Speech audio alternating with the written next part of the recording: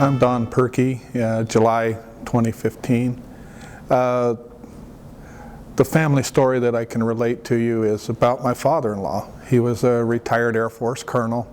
He was a pilot, very much a pilot. Everything revolved around airplanes, from when he was a little kid all the way up till he retired from the Air Force. And there were some things that we didn't know about him that came out in an interview that my sister-in-law did with him as part of a college class.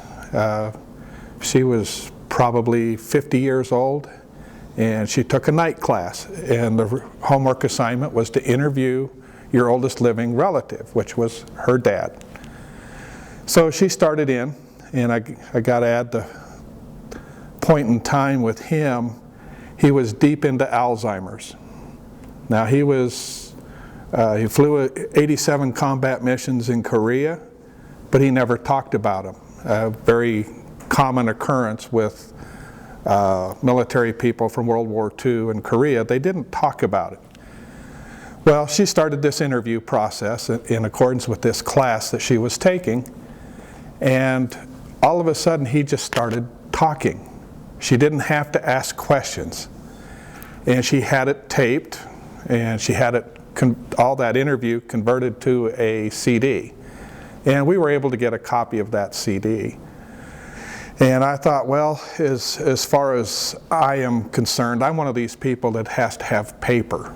CDs, videos are kind of hard for me to relate to when I'm doing genealogy. But in my manner, I took the CD, I listened to it, I don't know how many times, and I started writing and typing the story from the CD. And it actually started with him as a little kid, had a barnstormer come through St. Francis, Kansas. The gentleman had a problem with his plane. My father-in-law's dad fixed the airplane for the gentleman and was able to provide him some gas. And the only thing he asked from that particular instance was that he take my father-in-law for a ride in the airplane. So he was somewhere in the range of 9 to 10 years old. That's where his love of flying came about. And then he walked through every airplane on this CD, this story that he was telling.